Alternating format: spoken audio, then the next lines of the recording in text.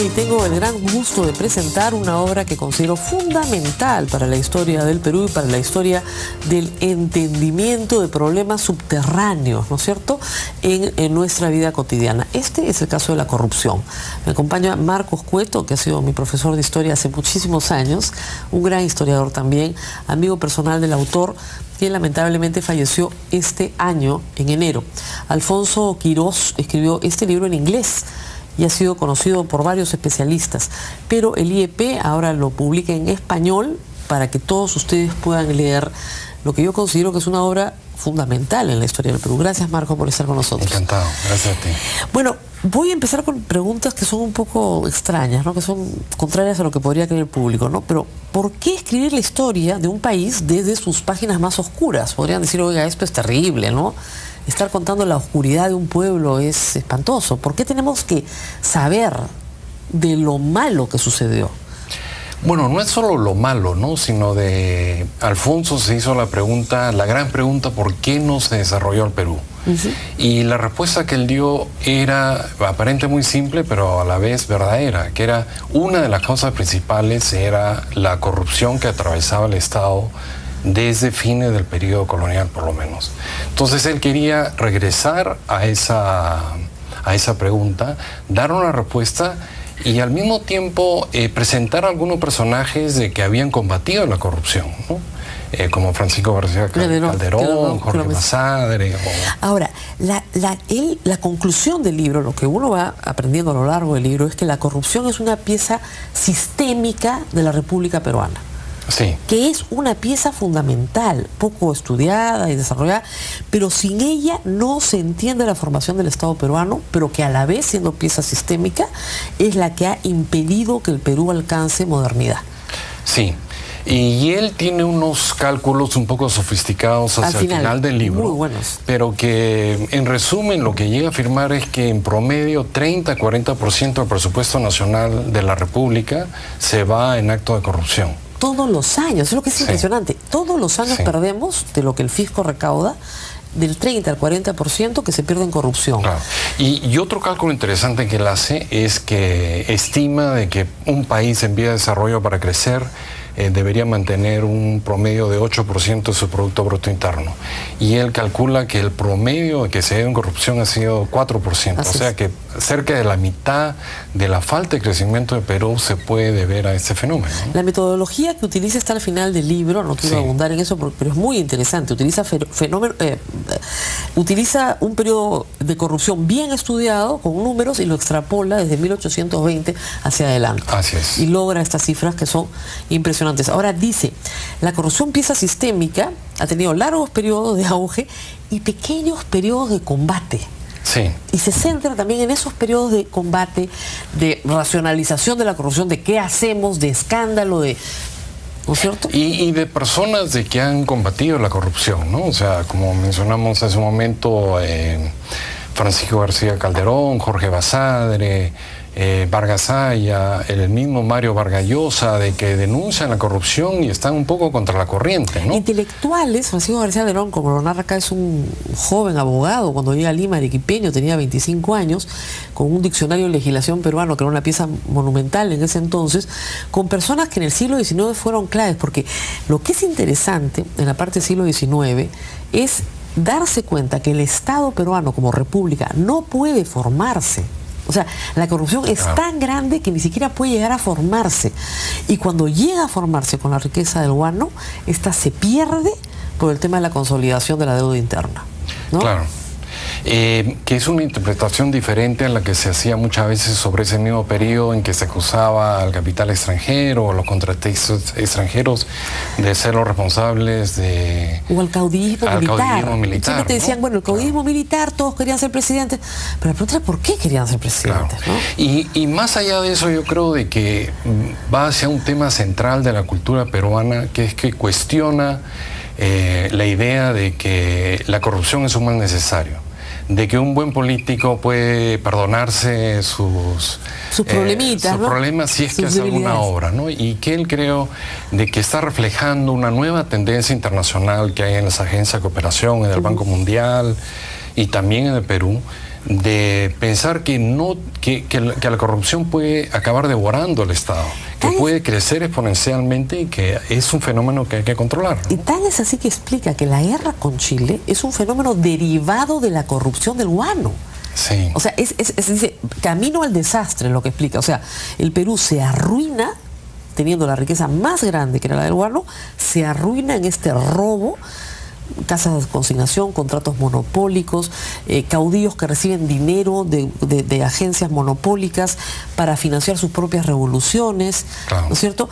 En 1860 Lima era una ciudad que vivía en una euforia de prosperidad y 20 años después estaba siendo ocupada por los chilenos. Claro. Entonces, ¿por qué? Esas preguntas están acá, es interesantísimo. Claro, y aluden a una visión de la corrupción que va más allá de la responsabilidad específica de una persona, sino a una cultura política que existe en el país, ¿no? Y que, por ejemplo, la creación de controles de precios, la hiperinflación, que existan varios dólares oficiales o los gobiernos autoritarios, independientemente de la voluntad de sus gestores, son contextos en que favorecen la corrupción. Y además, ¿no? Lo que es interesante es, no importa si el esquema sea muy liberal o muy controlista, no importa si la burocracia se expande o no se expande, el tema es el mismo. En cualquiera de esos casos hay corrupción, hay para todos los gustos, ¿no? Claro. Ese es interesantísimo, ¿no? Por ejemplo, el capítulo que le dedica a Pedro Beltrán, ¿no? Que tiene reformas importantes, liberales, abiertas, de gran mercado, se estrella con problemas de corrupción que no puede superar. Así es. ¿No? La guerra con Chile igual. Ahora, una cosa que quería preguntar a mí, lo que me ha sorprendido del libro es la cantidad de fuentes que tiene. ¿Cómo se hace este trabajo? Bueno, esto es el resultado de por lo menos 10 años de trabajo previo, ¿no? Él ya antes de escribir este libro era un historiador económico muy destacado en el Perú, que había estudiado la historia de las finanzas, de los bancos peruanos, de varios bancos que se habían arruinado, de la actuación del Estado, por ejemplo, en la época del guano. Y había tenido la oportunidad de visitar y de trabajar en archivos en diferentes partes del mundo. Y publicó algunos de los resultados de este libro y al final recibió una beca muy importante, el Wilson Center de Washington, D.C., para acabar de escribir este libro que fue publicado efectivamente en inglés. Y después tomó un tiempo de trabajo para que él revisara la versión en español y la corrigió hasta el momento que prácticamente... que murió en enero. Que murió en enero. Es un estupendo trabajo. Todo el tiempo uno se encuentra con el cónsul de los Estados Unidos informa a... Entonces, para tener acceso a esos documentos tienes que entrar al archivo del Departamento de Estado. Por supuesto, y hay muchos archivos de que yo creo que ha sido la primera vez de que han sido consultados por él. Archivos de la CIA, archivos del FBI, archivos del Departamento de Estado. Documentos para los cuales ha tenido que gestionar un permiso especial para que le den acceso. Por ejemplo, a ellos, telegramas del siglo XIX, siglo XX, a principios del siglo XX, enviados por el gerente de una casa comercial a su casa matriz pidiendo instrucciones. Claro. Eso está todo acá. Entonces tú dices, ¿cómo puede haber conseguido tan buena información? Claro. Porque la visión del extranjero que viene al Perú, ¿no es cierto?, y que observa, sorprendido, dicen en algunos casos, estos modos y estas costumbres, es muy útil para lo que él está explicando. Ahora, eso lo combina también con fuentes locales, ¿no? Porque muchísimo. Él trabajó mucho en el Perú, entonces logró un balance entre la información que conseguía de los archivos peruanos y la información de los archivos extranjeros, ¿no? Así es. Y él tenía una convicción de que la historia tenía que dar datos ciertos, precisos, exactos, y entonces creo que eso es libro resultado de eso. No hay un sesgo acá, me piden un corte, ¿no? Pero regreso, no hay un sesgo acá político, que es lo más interesante. O sea, la historia económica en el Perú siempre tuvo una connotación muy marxista, yo creo que hasta los 90, ¿no es cierto? Cuando se leía historia económica, era historia económica marxista. Esto es muy diferente y tiene un lenguaje muy fácil de entender. Vamos a una pausa, regresamos. Bueno, y los capítulos finales, por cierto, no están dedicados al siglo XIX, sino al siglo XX, y básicamente al caso de Alan García y luego al caso de Alberto Fujimori. Claro. ¿No? Yo creo que esta lectura no le va a gustar ni al fujimorismo ni al aprismo, ¿no? Es bastante dura y creo que bastante cierta, pero acá está todo. Claro. Y como es reciente, no se puede hablar. Los historiadores siempre tienen miedo con los hechos recientes, ¿no? Muchas veces, ¿no? Pero él tuvo el valor de llegar hasta prácticamente el momento actual, ¿no? Claro. La época de Fujimori, inclusive la transición de Paniagua y los inicios del gobierno de Toledo.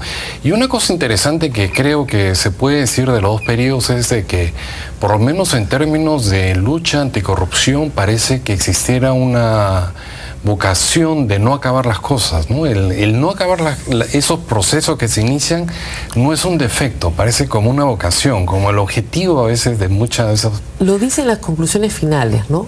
Luego de la caída de Fujimori hay un gran,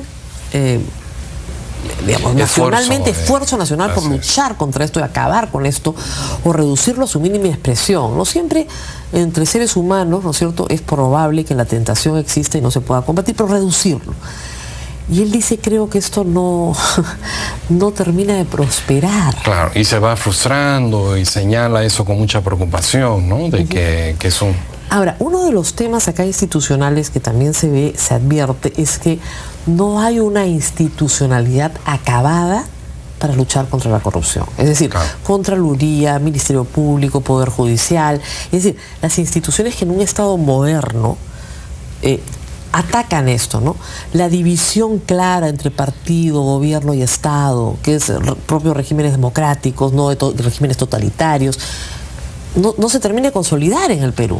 Claro, yo tuve la oportunidad de hablar con él del libro y creo que esa era justamente la idea que quería transmitir, ¿no? De que quería presentar la necesidad de instituciones sólidas en el Perú, ¿no? Y de la precariedad institucional como el principal defecto, el principal problema que había tenido que enfrentar la corrupción, por el cual se había producido la corrupción, ¿no? Y el papel de la prensa acá es importante y se narra en algunos momentos, ¿no es cierto? Pero la prensa no puede sola contra problemas de corrupción nacional. Claro. Podemos denunciar, podemos alertar, podemos poner un foco, pero no podemos procesar, juzgar y condenar. Ese es el gran problema.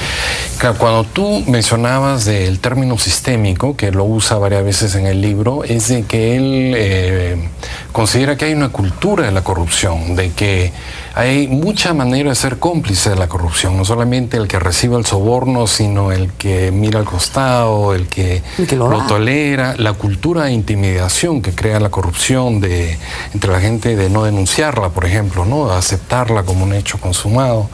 Entonces, creo que en el fondo tiene una posición auténticamente liberal en el sentido de crear instituciones, crear una igualdad de oportunidades, crear una transparencia en las acciones del Estado, un verdadero balance de poderes que a veces se ha intentado pero no se ha logrado de conseguir definitivamente en la historia de Perú, ¿no? Y lo que es interesante es, uno dice, bueno, si hay el 30 o 40% del presupuesto nacional robado todos los años, ¿a dónde se va? Porque la gente podría decir, bueno, pero eso significa que le dan trabajo a otras personas, ¿no? Unos se enriquecen, pero la sociedad prospera.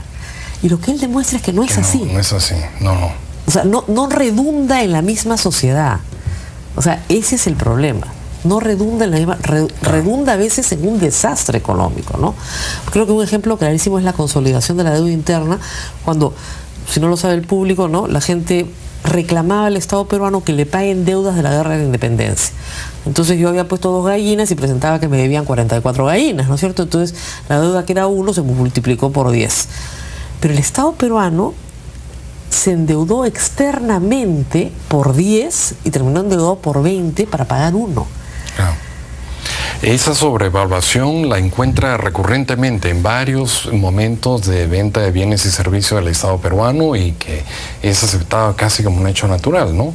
En el mismo fenómeno de la manumisión de esclavos, cómo se inflan los precios de... Claro, el Estado peruano decide compensar a los propietarios de esclavos y pagarles su libertad. Puede sonar razonable, pero en fin. Pero claro, lo que valía en el mercado 1 también vale 10 y hay que pagar por 10. Claro. Pero lo terrible ahí, lo terrible es que pasa como hoy en Venezuela, ¿no? El Estado peruano era rico. Entonces estaba dispuesto a dilapidar. Claro. Y es una oportunidad perdida, ¿no? Es como la historia de las oportunidades perdidas. Ahora, yo no sé si se puede hacer un libro parecido en otros países de América Latina, ¿no? Pero en el siglo XIX fue clarísimo que si esto pasó en el Perú, esa fue la gran oportunidad de Chile. En Chile no habían esos niveles de corrupción. Sin duda. Y por otro lado, el libro también lo que está apuntando es a pensar de que no debemos resignarnos a la corrupción, ¿no? Y que inclusive dentro del contexto latinoamericano, la historia del Estado peruano está muy marcada por la corrupción y que podemos aspirar a tener una historia mejor, cambiando esa cultura, reeducando a la población, controlando mejor, creando instituciones más sólidas. Entonces, pero digamos, nosotros hemos vivido de ciertos mitos, ¿no? Sí. Por ejemplo, hasta Alan García decía, mira, en el Perú han habido muchos ladrones, pero el presidente nunca robaba, ¿no? Entonces, claro, esos son mitos, porque al final si permite que todo el entorno robe, indirectamente está robando también. Claro, o que se cree un contexto en el que se puede robar los funcionarios o los que no son funcionarios del Estado. Así es. Es también...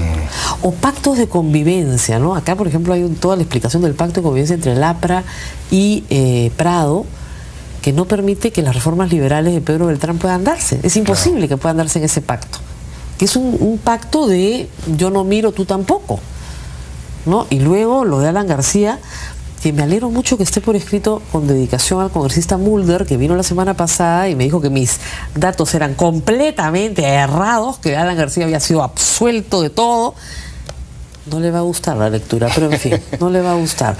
Pero es bueno que esté acá. Y tampoco al fujimorismo, no le va a gustar nada lo que está acá. Claro. Tiene una clara asociación, inclusive una tabla final en que hace como un ranking de los periodos de gobiernos en que ha habido mayor corrupción, ¿no? Claro. Y él encuentra que hay una asociación entre gobiernos autoritarios como el de Fujimori y Montesinos con mayores niveles de corrupción, ¿no? No importa que si sean de derecha o de izquierda, claro, le da claro, lo mismo, da sí, lo mismo. Ahora, lo que es curioso, para los curiosos, que empiecen por el principio, porque a veces uno se salta y va yendo a otros capítulos, es que esto viene de la colonia. Sin duda, ¿no? O sea, la capacidad de los criollos de engañar al reino.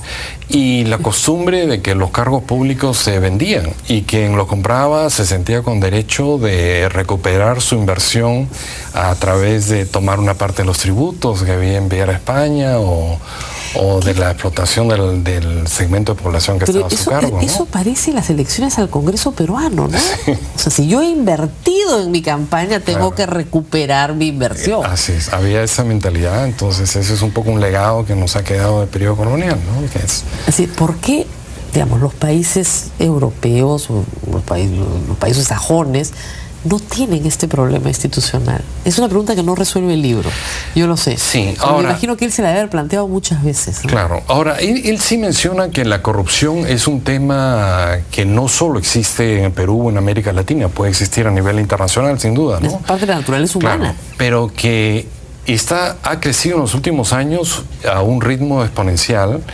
Está devorando, por ejemplo, los programas de cooperación técnica de muchas agencias internacionales, bilaterales o privadas, y que es un fenómeno de que se está tratando de controlar de diversas maneras, ¿no? Y que los estados tienen que empezar a dar cuenta de cuáles son sus esfuerzos para controlar la corrupción. Así es.